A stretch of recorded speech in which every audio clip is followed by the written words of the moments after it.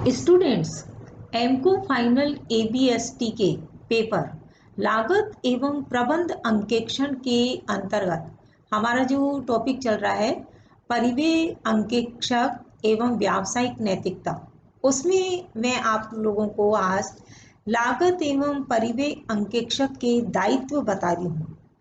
लागत अंकेक्षक की नियुक्ति दो प्रकार से की जा सकती है, समझौते के अंतर्गत तथा विधान के अंतर्गत। यदि लागत अंकेक्षक की नियुक्ति समझौते के द्वारा की गई है तो उसका दायित्व समझौते की शर्तों द्वारा शासित होता है, और यदि लागत अंकेक्षक की नियुक्ति विधान के अंतर्गत की गई है तो उसका दायित्व विधान द्वारा शासित होता है। कंपनी विधान 2013 के अंतर्गत दीवानी दायित्व नियोक्ता के प्रति हो सकता है अथवा तीसरे पक्ष के प्रति हो सकता है। नियोक्ता के प्रति दीवानी दायित्व प्रमुख रूप से दो प्रकार के होते हैं। लापरवाही के लिए दायित्व, यदि अंकेक्षक का वादी के प्रति कोई कर्तव्य है और वो इस कर्तव्य का पालन में उचित सावधानी एवं चतुराई से काम नहीं करता है तथा इस कारण से वादी को हानि होती है तो अंकेक्षक लापरवाही का दोषी है। उचित सावधानी एवं चतुराई से तात्पर्य, पहला, अंकेक्षक का वादी के प्रति कर्तव्य था। दूसरा, उचित सावधानी एवं चतुराई का अभाव पाया गया, जैसे कार्य नहीं किया। तीसरा, इस कारण वादी को हानि हुई हो। चौथा, लापरवाही के अभाव में हानि, अंकेक्षक उत्तरदायी नहीं है। हानि के अभाव में लापरवाही, अंकेक्षक से हर्जाना नहीं मांगा जा सकता। कंपनी विधान के अंतर्गत अपराध दायित्व, धारा 27 का उल्लंघन करने पर। धारा 27 बताती है कि कंपनी द्वारा जारी किए गए क्रय विवरण में ऐसे किसी भी विशेषज्ञ का विवरण शामिल नहीं है किया जाएगा जो कंपनी की स्थापना, प्रवर्तन या प्रबंध में शामिल हो अथवा हित रखता हो। उक्त धारा का उल्लंघन किए जाने पर दोषी व्यक्ति को 3 वर्ष तक की सजा दी जा सकती है अथवा कम से कम 50,000 का जुर्माना जो 3 लाख तक बढ़ाया जा सकता है अथवा दोनों सजाएं दी जा सकती हैं।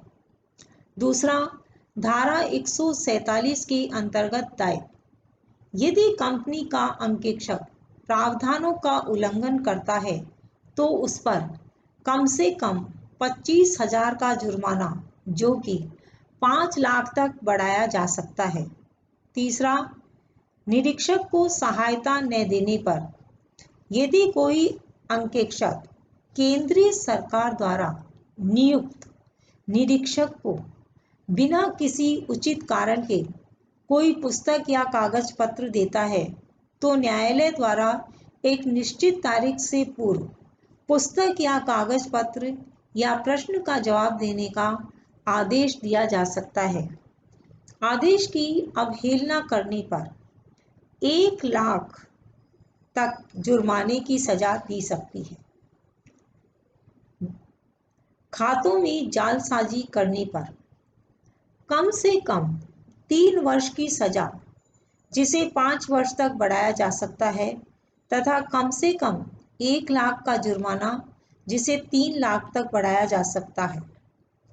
सापराध कार्य के संबंध में दावा करना, यदि कंपनी के संबंध में अंकेक्षक सापराध कार्य का दोषी रहा है तो ट्रिब्यूनल कंपनी के निस्तारक को आदेश दे सकता है कि वह स्वयं दोषी अंकेक्षक के विरुद्ध दावा करे तथा मामले को रजिस्ट्रार को सुपुर्द करे। रिपोर्ट आदि में मिथ्या कथन के लिए सजा कम से कम 6 माह की सजा जो कि 10 वर्ष तक बढ़ाई जा सकती है तथा घोटाले में शामिल राशि तक आर्थिक दंड जिसे 3 गुना तक बढ़ाया जा सकता है। 7वां पॉइंट, क्रय विवरण में मिथ्या कथन के संबंध में प्रावधानों के अनुसार सजा दी जाएगी यदि वह प्रमाणित कर देता है कि कथन सत्य था तो इस दायित्व से मुक्त हो जाएगा। किसी व्यक्ति को विनियोग करने के लिए उकसाने के संबंध में प्रावधानों के अनुसार सजा दी जाएगी। झूठी गवाही देने पर कम से कम 3 वर्ष का कारावास जिसे 7 वर्ष तक के लिए बढ़ाया जा सकता है तथा साथ में आर्थिक दंड जिसे 10 लाख तक बढ़ाया जा सकता है। लागत या परिव्यय अंकेक्षक की भूमिका में हम प्रमुख भूमिका जो होगी वह पहला पॉइंट है, कर्मचारियों में अनुशासन कायम रखना।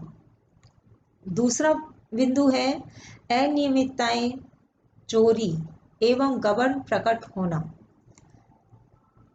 तीसरा पॉइंट है कर्मचारियों एवं प्रबंधक को सावधान करना। चौथा पॉइंट है संस्थान द्वारा निर्धारित लागत को नियंत्रित करना, विनियोजकों के हितों की रखवाली करना, यथा समय बहुमूल्य सुझाव मिलना। लागत अंकेक्षक की व्यावसायिक नैतिकता। लागत अंकेक्षक की जो व्यवसाय के प्रति नैतिकता है वह है कि उसे उचित सावधानी व चतुराई का प्रयोग करना चाहिए। परिव्यय अंकेक्षक को ईमानदार होना चाहिए। शंकाशील होना कर्तव्य नहीं कि वो शक के आधार पर कार्य करे। पर्याप्त शुद्धता, सत्यता की गारंटी देना अंकेक्षक का कर्तव्य नहीं है, वह बीमक नहीं होता। परिव्यय अंकेक्षक का रखवाली करने वाले कुत्ते के समान होना, शिकारी कुत्ते के समान न होना। ये उक्ति हम अंकेक्षण में शुरू से ही पढ़ते आ रहे हैं कि अंकेक्षक एक रखवाली करने वाले कुत्ते के समान है। जैसे ही उसे कुछ गड़बड़ दिखे उसे सावधान हो जाना चाहिए, लेकिन वो शिकारी कुत्ते के समान गड़बड़ हुई है के आधार पर कार्य नहीं कर सकता। व्यावसायिक स्वतंत्रता, उसे अपने व्यवसाय में पूर्ण स्वतंत्र होना चाहिए। आगे आज इस लेसन में हम पढ़ रहे हैं आचार संहिता। परिव्यय अंकेक्षक के आचरण के संबंध में विधान की कुछ आवश्यकताएं हैं जिन्हें आचार संहिता का नाम दिया जाता है। परिव्यय अंकेक्षक को इनकी अनुपालना करना आवश्यक है। ये निम्नलिखित है। पहला है सार्वजनिक व्यवसाय। एक ऐसा लागत लेखापाल ही सार्वजनिक व्यवसाय कर सकता है जो भारतीय कॉस्ट एंड मैनेजमेंट अकाउंटेंट्स अधिनियम के अंतर्गत एक लागत लेखापाल है। रजिस्टर में नाम कॉस्ट एंड मैनेजमेंट अकाउंटेंट्स अधिनियम के अंतर्गत निम्न व्यक्ति रजिस्टर में नाम लिखवाने के अधिकारी हैं। पहला पॉइंट है cost and works accountant act के पारित होने से पूर्व विक्टित कंपनी के एसोसिएट या फेलो सदस्य वह भारत का स्थायी निवासी होना चाहिए तथा भारत में प्रैक्टिस कर रहा हो। दूसरा पॉइंट जो है इसमें है ऐसा व्यक्ति जिसने इंस्टीट्यूट के सदस्यों के लिए निर्धारित परीक्षाएं उत्तीर्ण कर ली हैं तथा प्रशिक्षण पूर्ण कर लिया है। तीसरा पॉइंट ऐसा व्यक्ति जो इस अधिनियम के प्रारंभ के समय लागत लेखों की प्रैक्टिस में लगा हो तथा केंद्रीय सरकार या परिषद द्वारा इस संबंध में निर्धारित शर्तों को पूरी करता हो। ऐसा व्यक्ति जिसने भारत के बाहर ऐसी परीक्षा पास की हो तथा ऐसा प्रशिक्षण पूरा किया हो जिसे केंद्रीय सरकार अथवा परिषद द्वारा इंस्टीट्यूट के सदस्यों के लिए निर्धारित परीक्षा अथवा प्रशिक्षण के समकक्ष समझा जावे। ऐसा व्यक्ति जो भारत का अधिवासी हो गया है। तीसरा इसमें पॉइंट है एसोसिएट्स तथा फेलो सदस्य। कॉस्ट एंड वर्क्स अकाउंटेंट्स अधिनियम की धारा 5 के अंतर्गत एसोसिएट तथा फेलो सदस्यों के लिए बनाए गए प्रावधानों का पालन। चौथा पॉइंट है प्रैक्टिस करने का प्रमाण पत्र। कॉस्ट एंड मैनेजमेंट अकाउंटेंट्स अधिनियम की धारा 6 के अंतर्गत प्रैक्टिस करने के संबंध में निम्नलिखित प्रावधान है। पहला है काउंसिल से प्रैक्टिस करने का प्रमाण पत्र प्राप्त हो गया हो।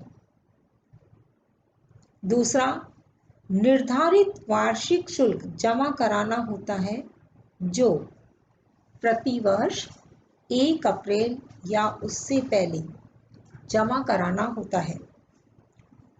पांचवा पॉइंट है सदस्य का लागत लेखापाल कहलाना। प्रत्येक सदस्य लागत लेखापाल पद का प्रयोग करेगा। छठा पॉइंट है असमर्थताएं।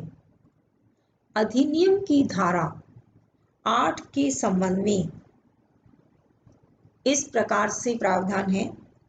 पहला है अपने आवेदन किए जाने के समय 21 वर्ष की आयु प्राप्त नहीं कर ली है या वह पागल है और एक सक्षम न्यायालय द्वारा ऐसा करार दे दिया गया है।